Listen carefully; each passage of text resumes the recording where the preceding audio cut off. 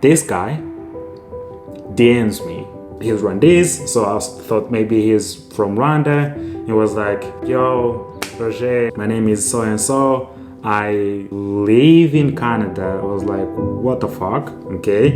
And I'm starting a coffee roaster company and would like you to help me create a logo. I don't even know how the guy believed that I could do it, like after speaking to me, because I literally didn't know anything about business. I didn't know anything about negotiating. Literally, the computer that I was using was so beat up, they would take like a long freaking time for me to open Photoshop or to open Illustrator or whatever, which proves the point that I'm trying to say.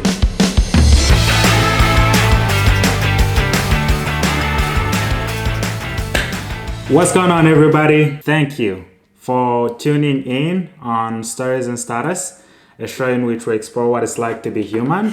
If you are new to the podcast, I have a habit where every single day, if I have an idea that comes to me, if I hear something that I find interesting, if I watch something in a movie or, I don't know, a book that I'm reading, I just started reading this book, which has the sickest, cover design. How something comes from nothing.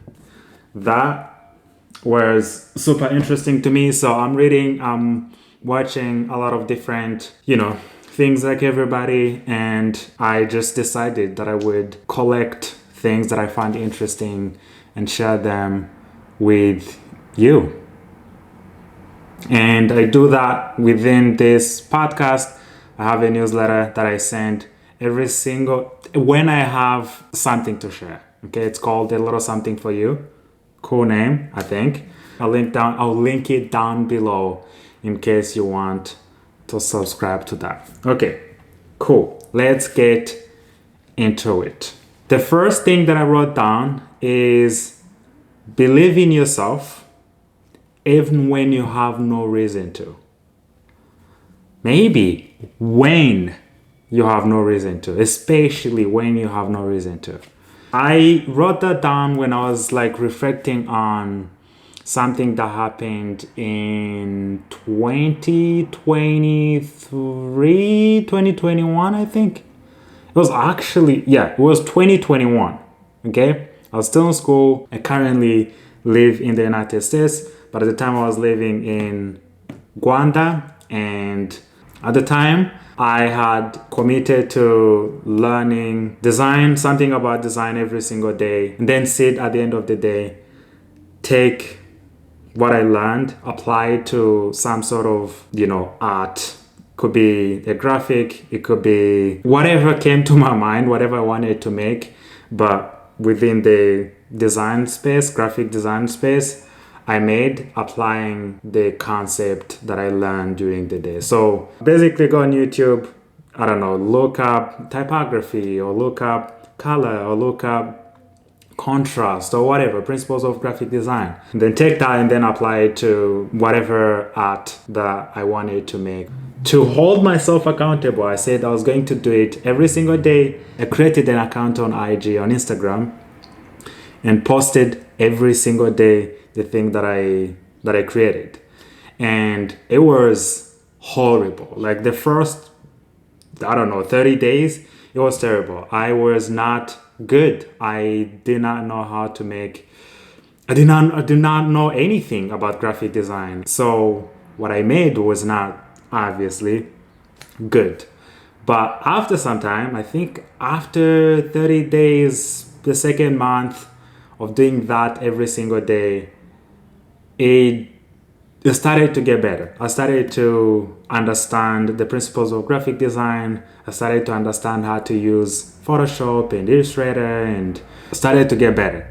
And as everything, when you start to get better, people notice. I think it was on the third month when this guy, I'd never worked with anybody, okay?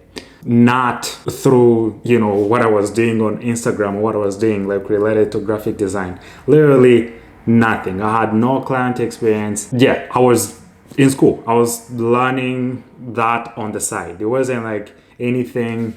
I didn't start that thinking that it would become a business or I would make money out of it or anything. I just wanted to learn something. And this guy DMs me. He's Rwandese, so I thought maybe he's from Rwanda. He was like, yo, Roger, whatever. My name is so and so. I live in Canada. I was like, what the fuck? Okay.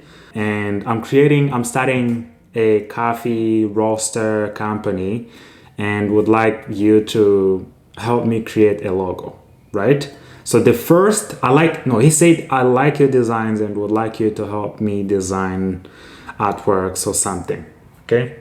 I don't remember exactly how I should have read the text before this, but the gist of it is that he basically liked my work and wanted to work with me. Okay. And literally, the moment I saw that, before I even respond to him, I went on YouTube, and at the time I had been like consuming content of Chris Do. He was like super focused on graphic design and design in general, and that helped me a lot. His content set the foundation of everything I know about graphic design and how to make money out of graphic design and everything. So went to YouTube, looked up Chris Do, him talking about how do you interact with clients, what do you say in the first meeting, how do you respond to all the things. And I basically copy some of what he says, apply it to responding to the guy. And long story short, we end up booking a call, and I literally had to move from Musanze, which is where I was, living back home at the time, and went to Kigali. I wanted to have stable internet, so I moved from home, Musanze, to Kigali, and spent there a couple of days before the call. Had the call. I don't even know how the guy believed that I could do it, like after speaking to me, because I literally didn't know anything about business. I didn't know anything about negotiating, but I had consumed a lot of content and trying to, at the time I wasn't like even reading books about business, I guess, but like maybe me consuming the content, Chris Do's content, helped me have enough, knowledge about business and knowledge about design, that when I had the conversation with him, he felt like I knew what I was doing. That was the goal. And I think that worked. So he said he wanted to move forward after the first call. What I didn't tell him is literally the computer that I was using was so beat up that I wouldn't like open. They would take like a long freaking time for me to open Photoshop or to open Illustrator or whatever, right? It wasn't like a good computer. I think I was using a Toshiba something, which proves the point that I'm trying to say. Believe in yourself even when you have no reason to. At the time, I did not have any reason to tell me that I'm going to be able to create the work that he wanted me to create for him. But I was like, if I don't take this chance, if I say no, that I haven't done this before, that I don't have a computer, that I don't have anything, that I don't have stable internet at home to communicate with him and just, not follow through, it wouldn't have happened. And I was like, yeah, let's go. After the call, sent him a proposal. I think we had already agreed on the money though. The money was like $1,000, and at the time it felt like, whoa.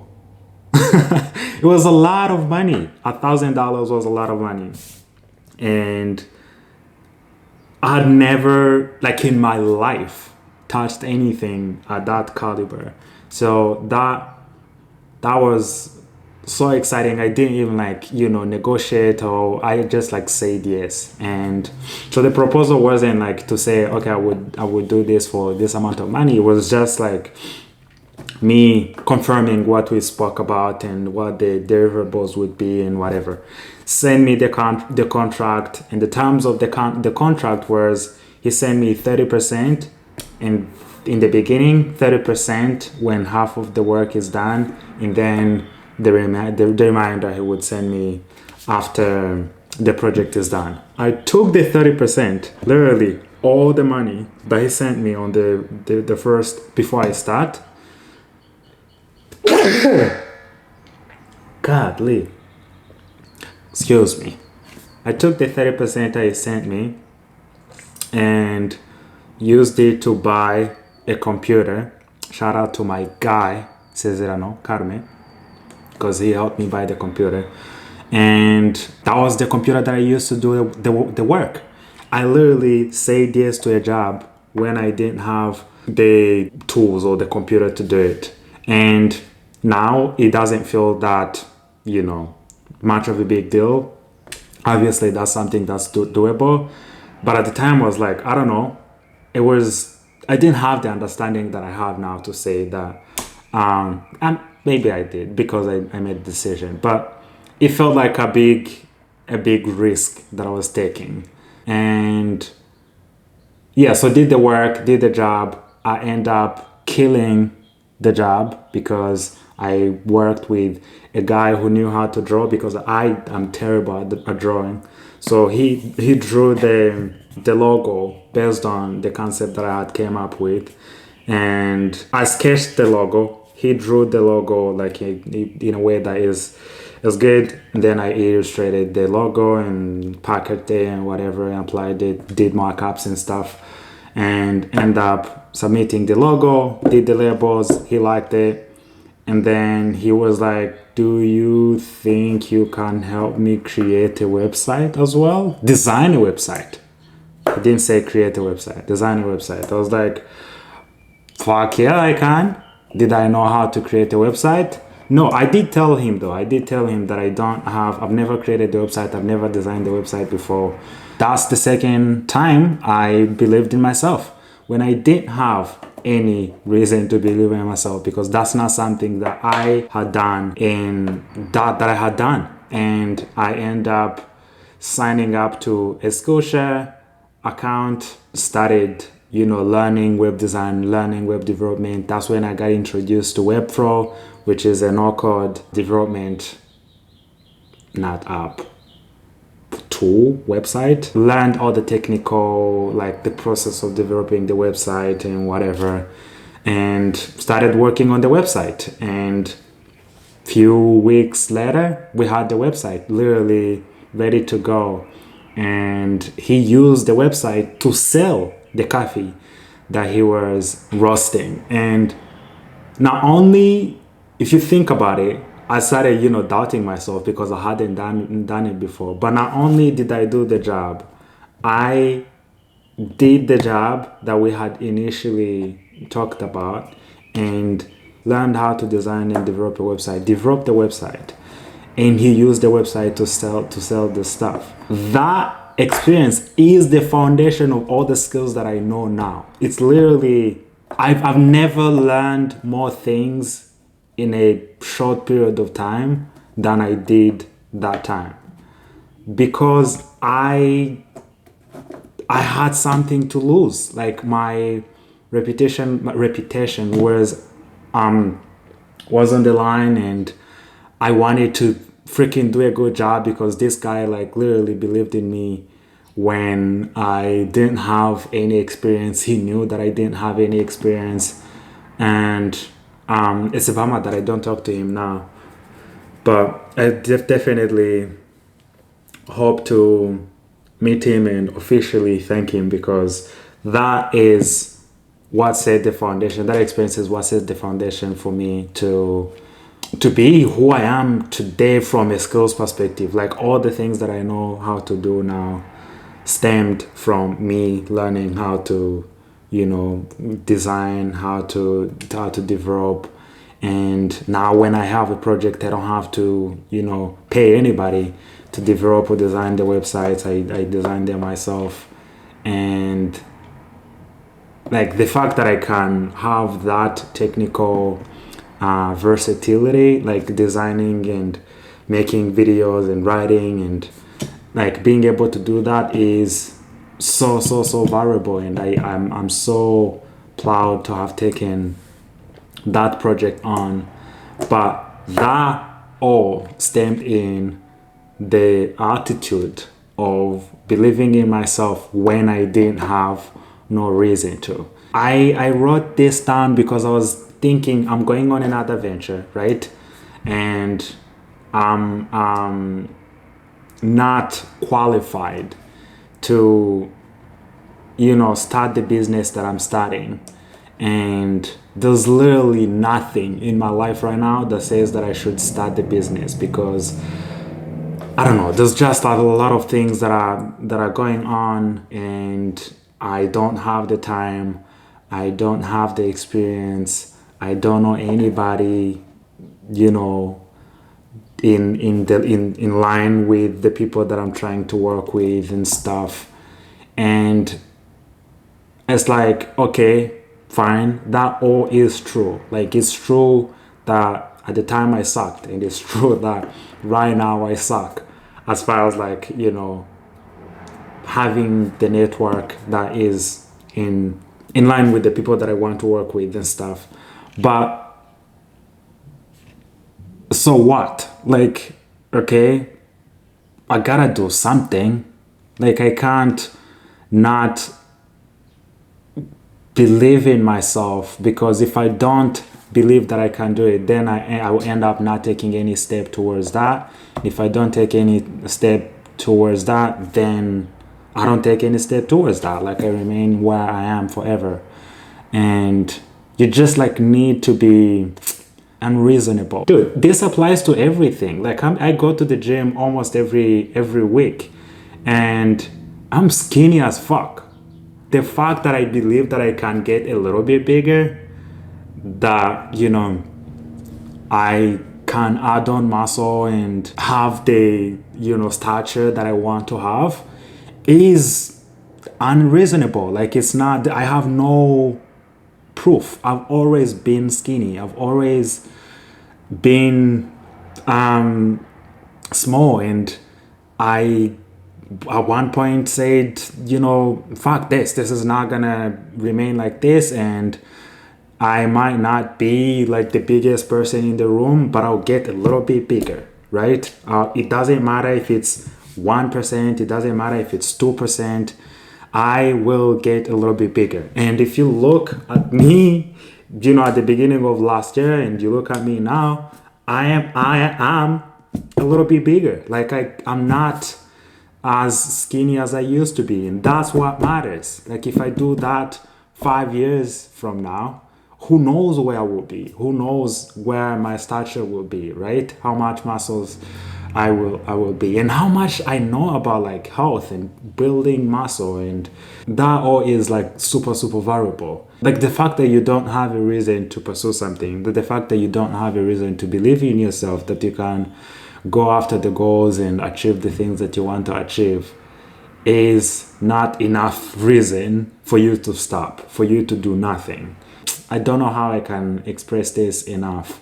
You have to be delusional, which is something that I spoke about in the past, that you can do it. You can achieve the things that you want to achieve, and improve, because you are going to be to improve if you stay consistent.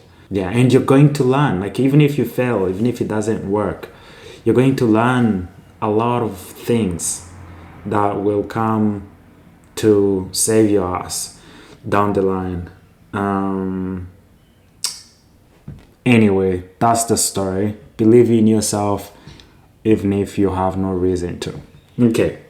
The second thing that I wrote down is human beings can only see 0.003% of the electromagnetic spectrum. You all know, if you've been listening to this podcast or followed me for some time, you know that I love telling stories. And I literally want to be one of the best storytellers alive. Speaking of delusion. one of the things that I realized is that storytelling is not only understanding storytelling or telling a great, learning how to tell a great story does not only mean that you need to learn, the medium in which the technicalities of the medium in which you want to communicate or to tell the stories, right? It could be through video, it could be through writing, could be through like online content creation and whatever. Like that, yes, learn the technicalities of how do you communicate through that medium, but the most important thing that you can do is to learn and understand human beings, like the human brain. How does that affect how people consume information and whatever? And one of the things that affects that massively is the fact that we can only see limited amount of information. We can only see literally 0.003% of what is visible and not visible of the electromagnetic field, because those the invisible and visible, so that would not be true what I just said. But what the reason why that is important to understand is because you need to make sure, if you're communicating, let's say through a video, right? You're creating a short video for Instagram, right? That's something that everybody can understand. If you're creating that, you need to make sure that the first thing that the person see, right, to choose whether or not to consume the video is clearly highlighting what the video is about. And people are making like clearly a snap, including myself, I'm making like a snap decision to say, do I spend the next 30 seconds watching this video or not? And it's important to make sure that using the techniques, in graphic design or writing or whatever, that you highlight and communicate clearly what this video is about and why the person should care in the first flame, because that is going to then decide, maybe the first few seconds, because that's going to make the person decide whether they want to spend the time and attention watching that or not. And the person who does a good job doing that, like explaining this is going to be worth your time because you're getting this out of it, meaning you're getting entertainment out of this. Maybe you're learning about something about this. And I'm going to bring up the book again, but this book, the reason why I picked it up is because it looked so different. That's number one. It looked so different from the rest of the books on the shelf, right? But the second thing, they clearly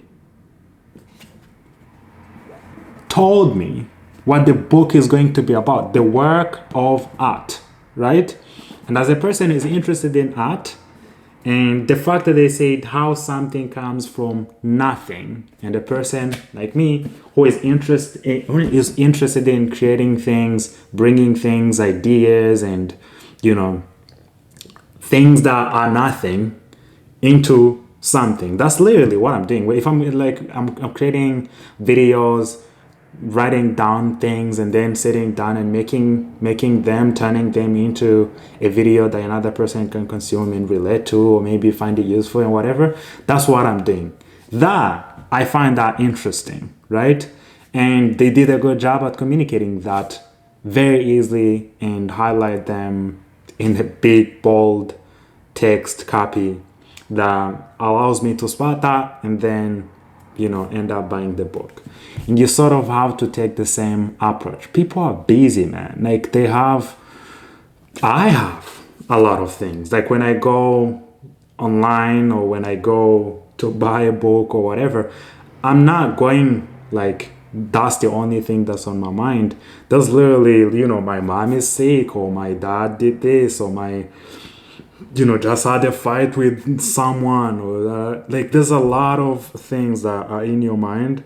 So on top of only being able to see 0.003% of the spectrum, the mind is also working through gazillion decisions that it has to make about, different things. What are you eating for dinner, or what? It's a lot. And to save the energy, the brain is literally taking shortcuts, right? Do we like this or do we not like it? And if we don't like it, let's go, move to the next thing. And the better job you can do at clearly highlighting why a person should care about the story that you're going to tell and what's in it for them, and not waste their time, the higher the chance of you getting them to care about the thing that you want to say. And I just think that is very, very important for a person who's interested in communicating online, who's interested in getting people to care about what they have to say. The third thing that I wrote down, I like myself, I'd buy me a beer. This is something that I heard on a podcast, Modern Wisdom, by Chris Williamson. I like that so much because I have been obsessed with the idea of building your self-esteem. I've grown to understand how important it really is. Like making sure that you like yourself, making sure that you respect yourself. Not only do you like yourself, that you can buy yourself a beer, but you also respect yourself. It's very, very important because that ends up being the thing that helps you. If you respect yourself and find yourself likable, if you like yourself, you're going to come across to other people, you do business with, or a person that you're going on a date with. You're going to end up, having your confidence is going to come through the conversation and how you carry yourself. And that is the foundation on whether you get the job or not. That is the foundation on whether you get a girlfriend or not. That is the foundation on whether you get a friend or not. That's the foundation to literally everything. Like if there's anything that you can invest your time in, that I'm finding out that I need to invest my time in, is invest my time in liking myself and respecting myself enough that I go, man, I like myself, I can buy me a beer, right? I don't know. I just find that poetic. I find that nice. Like you like yourself enough to buy you a beer. How you do that, how you get to that point, you can't bullshit yourself. You can't bullshit yourself into liking yourself that much and respecting yourself that much. Like the same way, I don't have kids, but I imagine that if you have kids, right, how you interact with your wife, if they're still little, the kids are picking up on, how you're interacting with each other and how you respect each other and how you communicate when you're sad, how you communicate when you're happy, how you show love, how you show not hate maybe, but if you're in tense mode with a person, how do you handle that? The same way the kids are picking up on that, you're also picking up on how you behave with yourself, how you relate to yourself. Meaning, if you say you the kind of person who don't lie, and then you lie, and if lying is not the issue here, right? Because I'm not saying you're going to be an angel. You can only like yourself if you're an angel, if you don't, make mistakes or whatnot. But if you say you're this kind of person and then do something that is against that or that is not in line with that, you need to check in with yourself. That's why you earn your respect, right? If you lie, correct it, right? Catch yourself. If you catch yourself, don't brush it off, because, you will brush it off, whatever. But at the back of your mind, just like the kid is going, he's a piece of shit, you're also going, you are, the type of person who lie, right? And that's going to come to bite you when you in the world, when you need to be the kind of person who believes that they don't lie or whatever. This is a horrible example that I'm using, but I hope it makes sense. Like, understanding this, and not like from this statement, but understanding the concept of building self-esteem and building confidence and how important that is, have helped me, sort of like gotten me to start living with myself as if I'm living with another person in a weird way. Like, if you wouldn't tell a person that you're going to show up at 2 and then show up at 3, like if you show up at 3, you're going to say sorry, right? You're not gonna just come and sit and have a conversation without excusing yourself because you just wasted an hour of that person. And you kind of need to do the same thing with yourself, because that person, if you don't say sorry, they're probably not gonna want to meet you. I don't know, they might, but like if you do that consistently, they're not gonna want to meet you, right? They're going to cut you. And I feel like for you to build like real self-esteem, real confidence, you've got to treat yourself like you treat another person. And if you say you're going to do something, do something. And I gotta warn you, there's a time that you're not going to do the thing. But if you don't do it, check in with yourself and say, this is not, you're not gonna punish yourself or anything. I'm not saying like punish yourself, but like, yeah, reflect on it. Reflect on why the fuck did you not do the thing that you wanted to do, and prevent that from being a consistent thing, right? If you said you're going to show up to the gym 3 times a week, and this week you don't go because maybe something like very important came up and you couldn't go, make sure that you go next week, right? Make sure that you don't skip 2 weeks, because then that becomes a habit, and then you end up in a cycle where you the kind of person who don't go to the gym.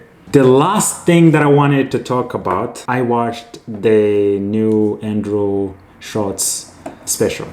Andrew Schulz is a comedian. If you don't know him, he has a podcast that I listen to religiously, Fragrant. And he just published a comedy special on Netflix called Life, which is basically the gist of it. I don't want to spoil it for you if you want to go watch it. But the gist of it is like about his journey of him and his wife having their baby. I don't think I've ever felt so many emotions watching a comedy special. A comedy special is supposed to be only like about laughs and laughing and having a good time. But it was so funny. At the same time, so sad. And at the same time, made me go, holy shit. This is a real thing I need to start thinking about. I've never thought about me not being able to have a baby, or me not being able to impregnate someone. And apparently that's a real thing that a lot of people struggle with. I've spoke about it on the pod, but like becoming a dad is, for me, like one of the most beautiful thing in life that I look forward to. And I want to be a good fucking dad. I really like look forward to becoming a dad. But I had never thought about struggling to have a baby and the journey of being pregnant.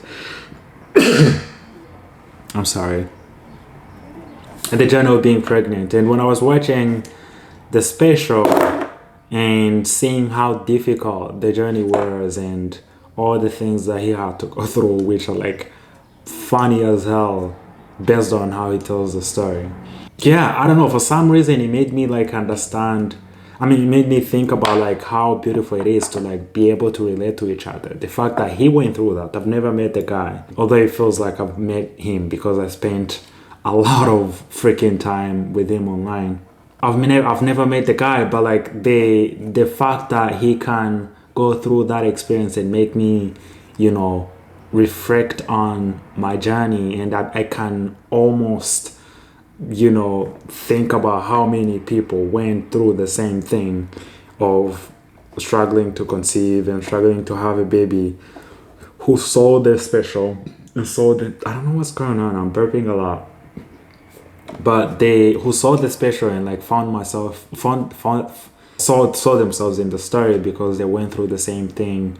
And it's I don't know, it's just like beautiful. And it's beautiful that art can be that for people and can be that for us. Like I think that's why I love art so much, is because I don't know, get to experience what it's like to be another person without being them. Having seen the special, I think I'm literally like considering going to do tests that, you know, help me see how my health is and whatever, from a testosterone perspective and my ability to go to have a baby and whatever. Because then if anything is not right, at least I get to correct it or take steps to make sure that that is going to be okay. And yeah, it's insane, man. Life is insane. But it's beautiful that through all the insaneness, like, there's another person going through the same thing that you're going through. And yeah, that's why like self-expression is very, very important. That's why I find this very, very important. Hopefully some of the things that I share can be useful as well. In that regard, I think that's the goal for me. There's a lot of goals, but that's one of the goals, is to relate to people and just, see myself in them and they see themselves in me. Which sounds weird sometimes when I say it, but yeah.